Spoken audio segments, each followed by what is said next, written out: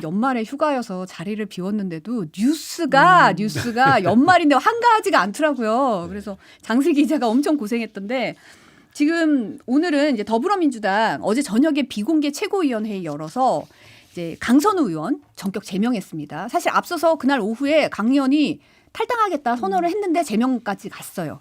내막을 들여다보니까 MBC가 단독 보도했는데 강 의원이 처음에는 당초 해명에서는 발언권이 제한된 상태에서 단수공천으로 결정이 됐다 이런 식으로 해명을 했었는데 알고 보니까 공천 결과 발표한 당일날 공간위 회의에서 김경시 의원에게 단수공천을 주자고 강선우 의원이 발언을 한 사실이 드러났다는 거예요. 그러면서 이제 최고 징계까지 내려졌다는 건데 이 사안 어떻게 보십니까? 민주당으로서는 대형 악재죠. 그래서 빨리 어쨌든 좀 끊고 그리고 손절하는 이제 그런 차원에서 어제 탈당 의사를 밝혔음에도 불구하고 제명 결정을 하고 김병기 전 원내대표에 대해서 신속한 윤리감찰 결과를 촉구를 한 게 아닌가 싶은데요. 여전히 이 사건은 좀 미스테리한 대목들이 많습니다. 어쨌든 그 대화 두 김병기 의원과 강선우 의원 간에 녹음된 대화록을 보면 김병기 공관위 간사는 비교적 단호했습니다. 안 된다 이거. 컷오프 유지해야 된다. 이거 내가 도와줄 수 없는 문제고 차라리 처벌받겠다고 해라. 그러니까 김경시 의원에게 모르긴 몰라도 강선우 의원이 상당한 압박을 받고 있었던 상황이 아닌가. 돈을 받았기 때문에. 좀 의심이 되죠. 네. 그 정황이 있는데 그 공관위 간사가 사실상 공천을 책임지는 위치에 있었던 사람이거든요. 공관위원장이 있지만 공관위원장은 제가 알기로 외부인이었던 걸로 알고 있습니다. 그러면 이제 간사가 책임지는 건데 그 정도 의사표현을 하면 공천이 안 되는 게 정상이거든요. 근데 다음 날 공천은 됐고 그 최종 공관위 발표를 앞둔 회의에 공관위 간사는 불참하고 강선우 의원은 참석해가지고 공천해야 된다고 주장하고 그러니까 지금까지 해명했던 게 전부 사실이 아니라는 게 확인된 데다가 여전히 밝혀져야 될 것들이 많이 남아있다고 보고요. 수사가 좀 신속히 돼야 될 것 같아요. 경찰에서 지금 5일 날 그 고발인 조사를 한 뒤에 본격적으로 이제 강제 수사를 착수할 것 같은데 이건 뭐 증거인멸 해봐야 뭐 제가 보기에는 인멸할 증거도 별로 증거를 인멸한다 그래서 감춰질 수 있는 문제가 아니라고 보고요. 근데 이게 굉장히 중재입니다. 네. 왜냐하면 선거법은 시효가 지나서 적용이 안 된다 그래도 정치자금법 위반은 너무 명백해 보이고 경우에 따라서는 뇌물죄 적용 가능성이 있어요. 그런데 2022년도에 비슷한 유형의 사건이 하나 있었습니다. 당시에 새누리당이었나? 새누리당이 제 지금 당명이 정확히 기억이 안 나는데 박순자 전 의원이 그 지방의회 출마자들로부터 돈을 받았어요. 3천만 원씩 3명인가 하여튼 총 9천만 원을 3명한테 받았는데 그걸로 구속이 됐습니다. 선거 직후에. 그리고 대법원에서 최종 2년 6개월이 확정이 됐어요. 정치자금법 위반만 적용되는데 그렇습니다. 그리고 가장 가까운 예가 권성동 의원이 성격이 좀 다르죠. 통일교로부터 그 불법 정치자금을 받은 거. 그것도 정치자금법 위반이 적용됐는데 1억 받은 걸로 적용됐는데 구속이 됐지 않습니까? 근데 사실 통일교에서 권성동 의원이 돈 받은 것보다 죄질이 더 나빠요. 공천을 대가로 돈을 받은 게 확정된다면. 그래서 이거는 수사가 진전되면 구속될 사안이다. 이렇게 보이고요. 김병기 그 전 원내대표 당시 공관위 간사도 묵인 방조 그로 인해서 그 정당의 공천 업무를 방해한 혐의가 뚜렷해요. 때문에 마찬가지로 수사 대상, 처벌 대상이 될 가능성이 높다고 보고 김병기 의원은 아직 당적 정리를 안 했는데 제가 보기엔 시간 문제인 것 같습니다. 아마 민주당에서도 당적 정리를 요구하지 않을까 싶고 본인도 이 사태에서 이 상황에서 버티기 어려운 상황이 아닌가 싶습니다. 그리고 본인의 지금 금전수수 의혹까지 불거지고 있지 않습니까? 지금 일파만파 민주당 내부가 좀 굉장히 위기감에 쌓여 있는 그런 상황이 아닌가 싶습니다. 박순자 의원 같은 경우는 전 미래통합당 예. 의원이고 그 새 벽두의 야밤에 최고위원회를 열어서 이렇게 그 가장 강한 징계를 내렸다는 자체가 사안이 얼마나 엄중한지를 보여주는 부분이고요. 중요한 얘기는 지금 의원님이 다 말씀하셨습니다. 단지 지금 공통점이 발견이 되는데 강선우 의원이 장관 후보였을 때도 그 보좌관 갑질과 관련해가지고 갑질 자체도 문제지만 나중에 거짓말한 것 때문에 더 비난이 쇄도했었던 것으로 제가 기억을 하거든요. 근데 이거는 지금 그 회의록만 보면은 다 나올 거짓말을 어떻게 그렇게 했는지 정말 그 이해가 안 간다는 표현보다 참 대단하다라는 생각마저 듭니다. 매우 부정적인 관점이지만 그리고 눈물, 이 눈물도 결국 악어의 눈물이었나 이런 생각이 들고요. 그다음에 한 가지 궁금한 거는 여기 그날 지금 강선우 지역구 의원으로서 김경 후보에 대해서 굉장히 긍정적인 평가를 한 거잖아요. 네. 그런데 지금 의원님 말씀대로라면 당시 간사인 김병기 의원은 또 참여하지 않았다라는 거 아닙니까? 이런 부분이 여전히 의심스러워요. 왜냐하면 바로 그 전날 김병기 의원은 왜 이러셨어요? 그러면서 설득하면서 돈을 돌려주라 그런 것 같은데 그러면 돌려준 다음에 이렇게 긍정적으로 얘기하고 간사는 나타나지 않았다라는 것인지 아마 이 장면 자체가 사람들로 하여금 여러 가지 의심을 하게 만드는 요소가 될 것 같거든요. 더군다나 다주택자들은 컷오프 대상임에도 불구하고 강선우 의원이 과연 그 돌려주라 그랬고 자기는 확인했다 그랬어요. 그래서 돌려준 것처럼 얘기를 했는데 그래 놓고 회의에서 시의원 후보에 대한 평판을 이렇게 가장 높은 점수를 받을 만큼 했다라는 것이 사람들로 하여금 또 아마 이제 경찰에서 굉장히 집중적으로 수사를 해야 될 부분이 아닌가. 지금 정치자금법뿐만 아니라 뇌물과 관련해서도 의심가게 하는 요소가 상당히 많다 이렇게 보입니다. 근데 사실 이제 지금도 지적을 하셨지만 어제 당 최고위에서도 이거 적극적으로 묵인한 거 아니냐, 회의 불참한 거죠. 왜냐하면 이 상황을 잘 알고 있는 사람이 본인이 나서서 그렇죠. 네. 얘기를 해야 되는데 그 회의에 안 나타났다는 거잖아요. 그래서 이제 중앙당 윤리심판원에 징계 요청을 한 거고.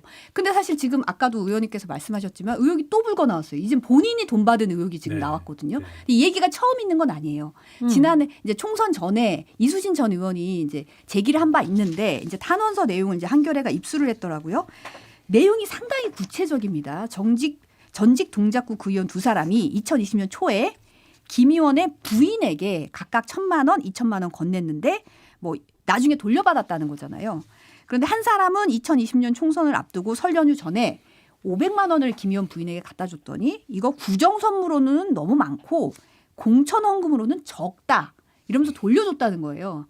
그러다가 이제 1,000만 원을 다시 갖고 갔더니 또 뭐 더 필요하다 이래서 돌려줬는데 나중에는 말했던 돈 다시 달라 이래서 결국 받았다는 거고 뭐 그해 6월에 나중에 이제 불러서 다시 돌려받았다.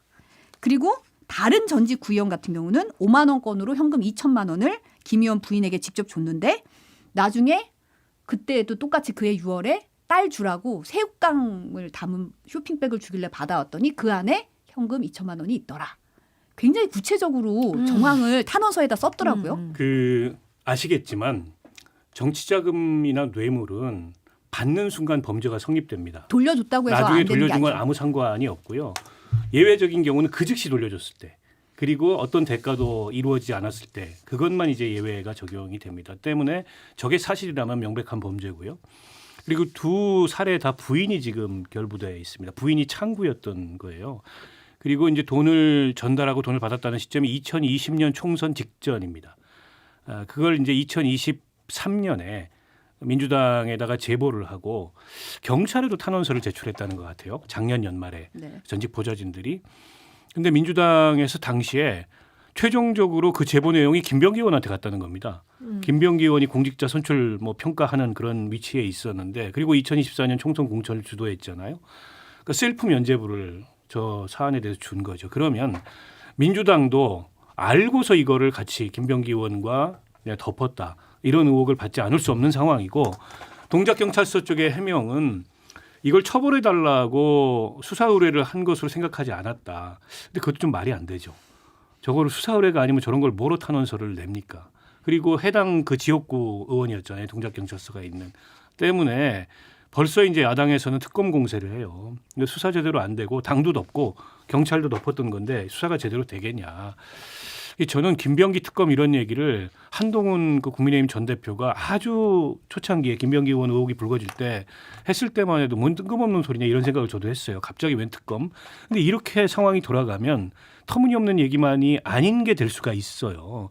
때문에 민주당은 저는 상당히 위기감을 느껴야 된다고 보고 그 경위와 이런 것에 대해서도 한편으로는 책임 있게 당 차원에서 밝혀야 되고 근데 이제 현실적으로 보면 어쨌든 김병기 의원을 손절하는 걸 우선 하겠죠.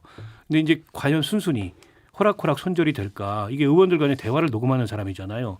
저는 그 녹음의 성격을 뭘로 봤냐면 알리바이성 녹음으로 봤습니다. 알리바이성. 네, 덮어주기로는 했는데 그러나 본인이 그렇게 하지 않았다는 걸 남기기 위해서 기록용으로 남겨놓고 공간이 회의도 안 간 게 아닌가. 그러니까 이분이 국정원 출신, 안기부 출신이지 않습니까? 국정원도 아니고. 그 점을 감안한다면 아니라고 보기도 어렵다. 그만큼 이제 좀 치밀하다. 그리고 지금 민주당의 많은 의원들도 굉장히 좀 찜찜할 거예요. 김병기 의원과 사실은 뭐 남들이 들으면 조금 좀 꺼림직한 대화를 나눴을 수도 있잖아요. 공천 업무에도 관여하고 했으니까. 근데 그게 한번 다 대화가 녹음됐다고 생각해 보십시오. 얼마나 찜찜하겠습니까? 그래서 과연 김병기 의원이 본인이 도의적 책임을 지고 먼저 당의 운신의 폭을 넓혀주는 형태로 물러설지 당이 손절할 수 있을지 이것도 좀 지켜봐야 되는 그런 포인트 중에 하나가 아닐까 싶어요. 그 우리나라에 그 누군가로부터 돈을 받으면 그 즉시 돌려줘야 한다라는 룰이 생긴 이유를 저는 이제서야 알 것 같아요. 그러니까 이 사람들이 이걸 받았다가 공천을 확정하면 그대로 받고 그렇지 않으면 또 돌려주는 모양이에요. 이런 식으로. 그러니까 그러한 어떤 그 시간상의 갭이 있다라는 자체도 상당히 나쁜 의도라는 판단 하에 그런 그 검은 돈이 오면 빨리 되돌려주지 않으면 이거는 결국은 의법 조처의 대상이다 이렇게 한 거라고 생각이 들고요. 그다음에 지금 말씀하셨듯이 전직 동작구 구의원들의 탄원서를 보면은 매우 구체적이고요. 그 이수진 전 의원의 주장에 따르면 자기가 그 당시에 당대표인 이재명 현 대통령에게도 이걸 보고했다라고 저는 들은 것 같거든요. 그렇게 읽었습니다. 그랬는데 이것이 다시 윤리감찰로 갔다가 다시 김병기 의원의 손으로 넘어가면서 아까 셀프 면제라고 하셨잖아요. 그러니까 그 과정도 좀 조사가 필요할 것 같고요. 그다음에 경찰 수사는 그 당시 아예 되지도 않았던 것으로 알고 있어요. 그만큼 그 민주당에서 김병기 의원이 차지하는 위상이라는 것이 상당히 컸나 보다라는 짐작이 가능한 것 같고요. 지금 그 김병기 의원이 다른 사람과의 대화 녹취도 많이 가지고 있을 거라고 저도 생각해요. 그런데 그 대화 중에는 상대방이 정말 그 노출되지 않았으면 하는 그런 대화록도 꽤 있겠다라고 짐작을 하게 만드는 부분인데 본인의 그 녹취 중에 부인이 왜 구의회 부의장 법인카드 쓴 거와 관련해서 보면은 이렇게 그 보좌진들을 통해서 그거를 교묘하게 이제 그 돌려서 거의 은폐하려고 하는 그런 정황까지도 지금 녹취가 됐단 말이죠. 그러니까는 김병기 의원과 보좌진들 간의 통화도 녹취가 돼 있고 또 지금 강선우 의원의 사례를 보면 김병기 의원이 강선우뿐만 아니라 민주당의 수많은 의원들과 정말 대면해서 대화하는 것도 다 녹음되어 있을 가능성이 꽤 있겠다. 그렇기 때문에 김병기 의원에 대한 이 뭐 윤리감찰단으로 넘겼다라고는 하지만 그 절차를 굉장히 꼼꼼하고 신중하게 강선우의 경우보다는 훨씬 꼼꼼하잖아요. 그러는 게 아닌가 이렇게 바깥에서는 상상하죠.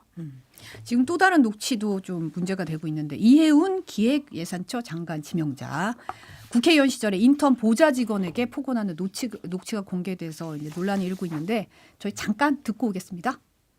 네 머리에는 그게 이해가 되니? 너 뭐 IQ 한 달이야? 유난 저 장관에게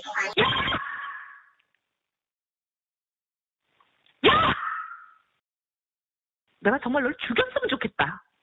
입이라고 그게 터졌다고 그냥 막 네 맘대로 그러고 떠져?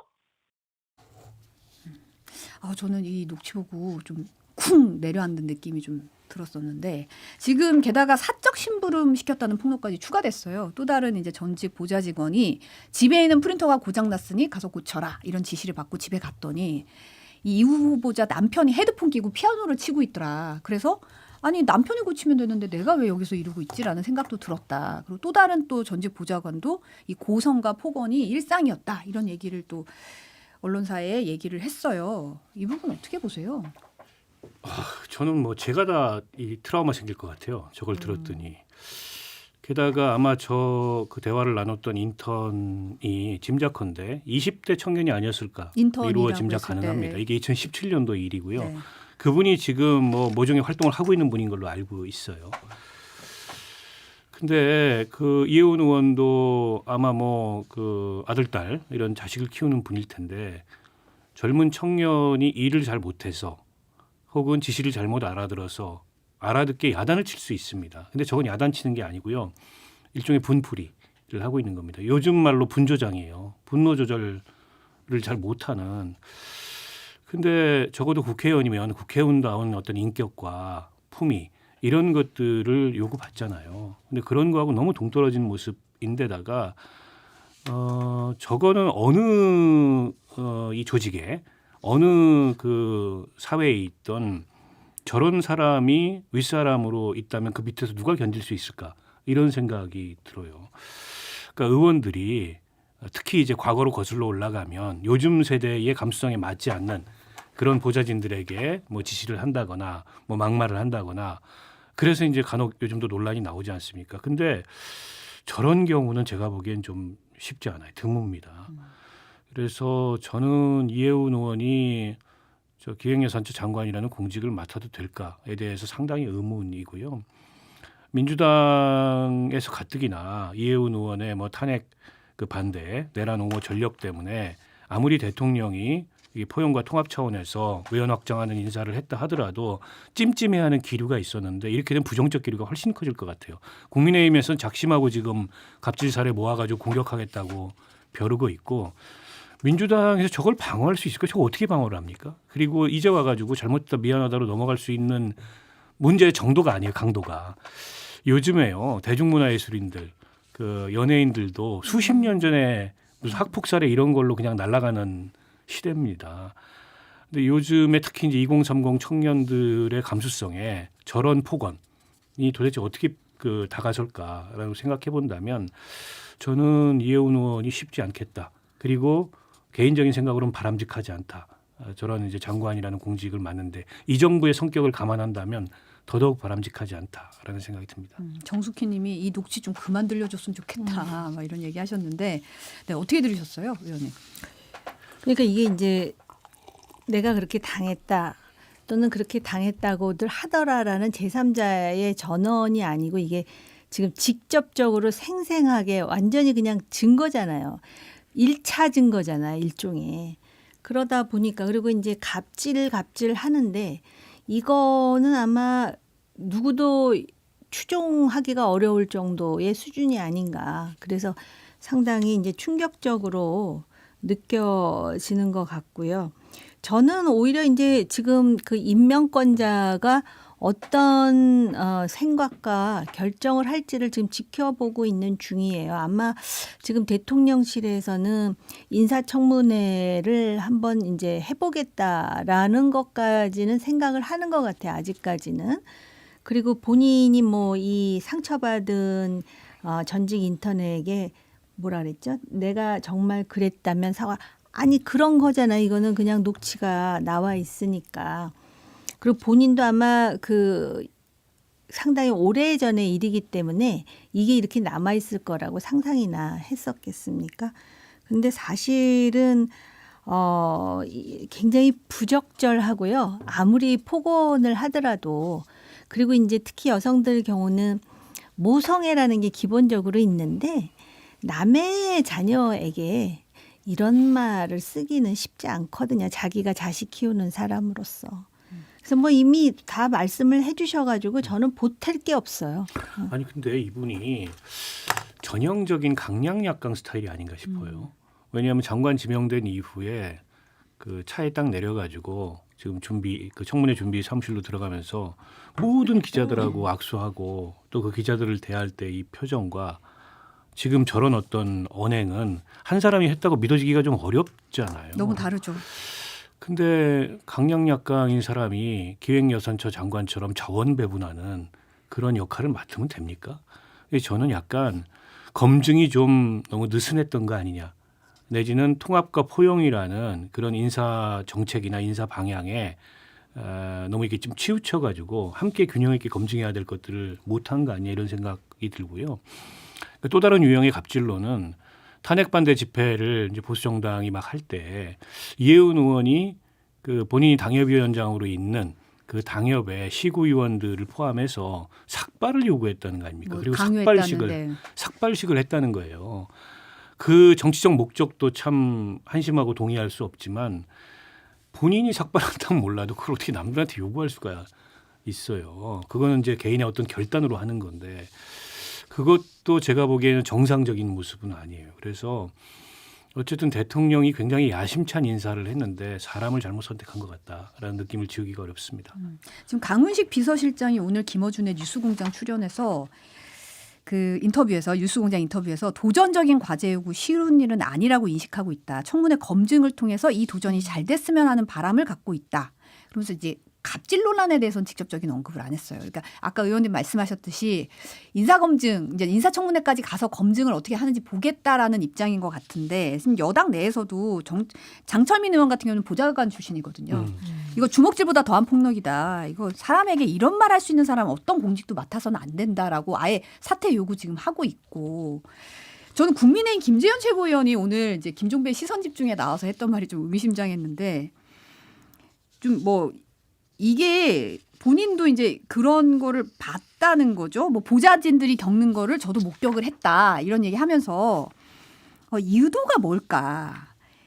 이해운을 발탁하려고 했는데 보수 진영 사람은 영 못 쓰겠다는 말이 나오면 이게 더 우스운 꼴로 끝나지 않겠냐. 지명 의도가 뭘지 의심스럽다. 뭐 이런 얘기를 하셨더라고요. 아니 그거는 이제 김재원 최고가 너무 이제 대통령의 저런 그 지명이나 인사의 의중을 어떤 음모론적 시각에서 분석을 하는 것 같아요. 굳이 보수 진영의 인력 풀은 겨우 이런 사람들밖에 없다라는 걸 증명하기 위해서 저렇게 무리한 인사, 진영 내부에서 비판받는 인사를 했을까요?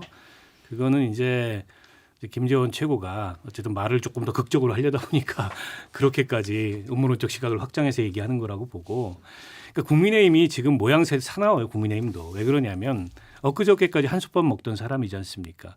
근데 그런 사람이 어쨌든 이게 이제 진영을 건너가서 이제 저쪽 진영에 참여를 했어요. 그 대통령은 어떻게 보면 굉장히 공세적으로 정치의 경계를 확장하고 있는 거고 그렇게 할 수 있는 이유는 국민의힘이라는 정당이 너무 오른쪽 끝으로 가고 있잖아요. 그렇다 보니까 이게 만만해진 겁니다. 그래서 부수고 들어가는 거예요. 그 진영을. 위기감을 느껴야지 그걸 뭐 배신자다 막 이러면서 자기들이 그 갑질살에 모아가지고 청문회에서 낙마시키겠다. 어떻게 보면 누워서 침 뱉는 듯한 모양새 아닙니까? 그러니까 지금 스스로 갖는 어떤 위기감이 있어야 되는데 그런 성찰과 위기감은 전혀 없고 발끈해가지고 발끈할수록 이게 지는 거예요. 그걸 왜 모르는지 모르겠습니다. 근데 저는 개인적으로 그런 의도는 있었던 것 같아요. 제가 볼 때 무슨 보수와의 통합 이런 걸 생각했다기보다는 그 소위 부수고 들어가서 좀 이렇게 분열시키겠다라는 그런 생각은 좀 있지 않았을까? 그런데 그러기에는 지금 이 가치관도 그렇고 또 탄핵이나 계엄에 대한 시각도 그렇고 또 이 보좌관 갑질 문제도 그렇고 지금 임명한 대통령의 입장에서도 별로 챙긴 게 없어요. 아니 그 많은 사람 중에 정말 부수고 분열하려면 적어도 저런 정도면 진짜 보수야 뭐 그러면서 아깝다 뭐 이런 생각이 들어야 되는데 지금 상황이 거꾸로 가고 있잖아요. 저는 사실은 뭘 걱정을 했느냐면 이 이해운이라는 정치인은 경제학자예요. 그리고 나름대로 뭐 그 자신이 시장 경제에 대해서 확고한 자기 가치를 가지고 있는 사람이거든요. 근데 과연 대통령의 기본소득이라든지 또 종부세 가능성이라든지 또는 뭐 그 뭡니까 소비 쿠폰이라든지 호텔 경제학이라든지 확장 재정이라든지 이런 거에 대해서 이해운이라는 경제학자가 도저히 받아들이기가 어려운데 이 사람을 받아들여 가지고 이 사람을 전면에 세워서 사실은 기본소득이 맞는 거예요. 확장 경제가 맞는 거예요. 재정이 맞는 거예요. 이렇게 하려고 그랬나? 왜냐하면은 농림축산부 장관을 유임하면서 양곡관리법 즉 남아도는 쌀을 정부가 사준다는 거를 사실 농림축산부 장관이 그 윤석열 대통령 당시의 장관일 때는 그렇게 하면 이건 농촌을 망치는 거예요. 농망법이에요. 그러다가 지금 입장을 바꿨잖아요. 그래서 그렇게 하려고 그랬나? 저는 그걸 의심했었는데 오히려 지금 다른 데서 터져버린 거예요. 안 그래도 그 부대변인 민주당 부대변인이 이거 인성은 방어가 안 된다 이런 얘기도 했던데 이제 김재현 최고위원 얘기는 이거 좀 알아보면 이 얘기 누구나 저 다 알만한 정도의 상황인데 이분을 왜 임명했냐 의도가 의심스럽다 뭐 이런 취지였던 것 같아요. 정 의원님 같은 경우는 좀 그래도 좀 막역한 사이 아니셨나요? 막역하지는 않지만 같이 의정 활동을 했고 그런데 이 녹취록이요. 이런 거는 진짜 충격이죠. 처음 듣는 얘기니까. 예. 이 정도까지 일줄이야 뭐 이런. 뭐 그 일에 대한 욕망과 자기 어떤 그 뭐랄까 의욕이 크다 보니까 그랬나 보다 이렇게 생각을 이거 했지. 녹음 풀텍스트 있거든요. 네. 저도 들어봤는데 한번 들어보십시오. 그냥 3분짜리. 저렇게 막 그 분노 그 조절을 못해서 소리 지르는 것 이상에 너무나 인간적이고 인격적인 모욕을 얘기를 합니다. 이것 네 말고 또 머리로는 있어요? 아무것도 판단하지 마. 이제 뭐 이렇게 3분짜리 얘기하면서 분량의 전체 그거의 녹취가 일부를 지금 있거든요. 발췌한 건데 아무리 상대가 지위가 낮고 나이가 어린 그런 인턴 지위에 있는 그런 보좌진을 하더라도 그런 말 하면 안 돼요. 아니 그래서 내가 인간적으로 그게 궁금하더라니까요. 자식 며느리한테는 어떻게 할까? 그게 살짝 궁금해지긴 했었어요. 지금 조경태 의원 같은 경우도 해수부 장관설이 막 돌았었잖아요. 오늘 아침에 이제 SBS 라디오에서는 제안 오지 않았다. 그리고 오더라도 할 생각 없다라고 분명히 했더라고요. 근데 이제는 못 가게 생겨버렸죠. 너무 소문도 나고 그 자기가 소속돼 있는 당에서 막 발끈하고 또 유승민 그 전 대표 나서가지고 본인이 어떤 제안을 받았고 어떻게 거절했는지 이런 게 아주 상상하게 밝혔어요. 또. 이런 게 공론화되고 이런 마당에 지금 가면은 좀 이상한 사람 되잖아요. 근데 저는 조경태 의원을 만약에 전략적으로 먼저 이재명 대통령이 해수부 장관 후임으로 고려를 했다면 훨씬 더 성공적인 인사가 될 가능성이 높았을 것 같아요. 그분은 계엄 내란에 대한 입장이 너무나 분명했고 또 민주적 가치에 대해서는 분명한 자기 원칙이 있고 이혜훈 의원은 지역적인 정치 기반이 있는 사람이 아니에요. 서초구에서 이제 국회의원을 하긴 했었지만 근데 조경태 의원은 부산 육선입니다. 그리고 부산이 다 민주당으로 넘어갈 때도 자기 지역을 지켰던 사람이에요. 때문에 상당한 상징성과 실질적인 어떤 지방선거의 영향력 이런 것들이 있을 수 있는데 그래서 민주당에서도 탐나는 카드다 이런 얘기를 박수현 대변인이 하잖아요. 근데 이게 이제 생각은 있었는데 순서를 잘못 짠 건지 지금은 이제 어려워졌어요. 조경태 의원 개인적으로 어려워졌고 이렇게 되면 정권도 사람 빼가게 되잖아요. 어려워졌는데 근데 저는 어쨌든 대통령이 국민의힘에서는 그걸 갖다가 일종의 사람 빼가기고 분열 공작이다 이렇게 얘기하지만 정치를 하는 사람이잖아요. 대통령은 단순한 행정가가 아닙니다. 그러면 대한민국 정치 지형을 어떻게 바꿀까에 대해서 저는 많은 고민을 대통령들이 한다고 봅니다. 과거에 노무현 대통령은 대연정도 제안했었어요. 네. 대연정 제안했다가 진영 내부에서 반발이 세게 나와가지고 오히려 노무현 대통령이 거둬들였던 적이 있거든요.